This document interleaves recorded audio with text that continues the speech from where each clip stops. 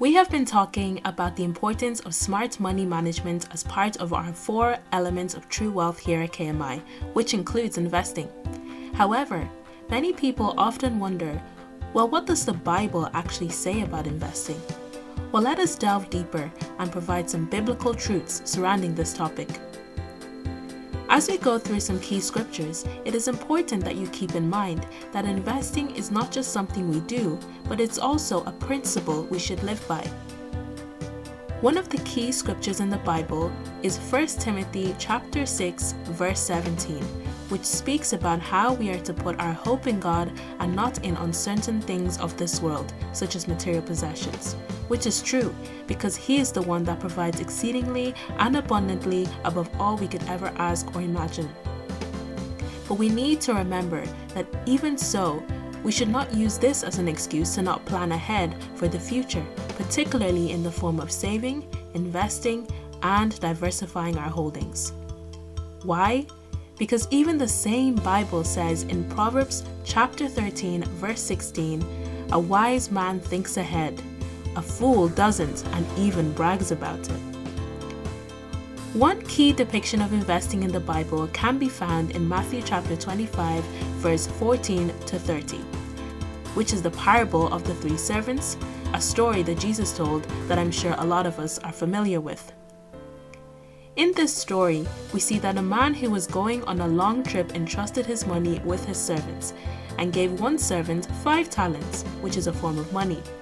He gave 2 talents to another servant and just 1 to the last servant, and then he left. While he was away, the servant with the 5 talents actually went to invest the money and made 5 more talents. The servant with 2 talents doubled his own talents and made 2 more. However, the last servant chose to dig a hole in the ground and hide the money. Perhaps he was afraid of risking the money. When the master came back, he praised the servants who were able to multiply what he gave them, and because of this, the master was going to give them more responsibilities. However, he was disappointed and angry with the servant who was able to produce nothing from what he initially gave him.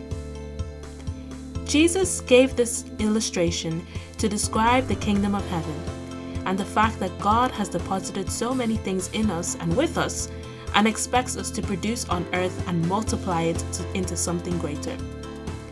As you would understand by now, that this is about putting into good use all of which God has given us, including our money. Specifically in verse 29 it reads, "To those who use well what they are given, even more will be given, and they will have abundance. But for those who do nothing, even the little they have will be taken away." God invested in us, so we must produce some return on investment. This is His expectation for all He gives us. Investing should be viewed as a principle.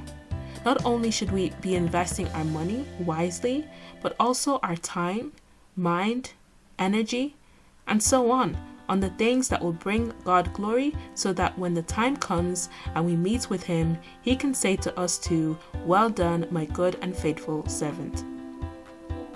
One thing we would say as well is we should make sure that we practice ethical investing, not oppressing or robbing anyone, all in the name of wanting to invest and make yourself more.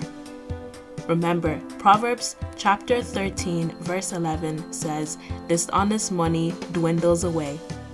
It is all about steady growth, and because you have been faithful with little, God will provide you more than you could ever imagine.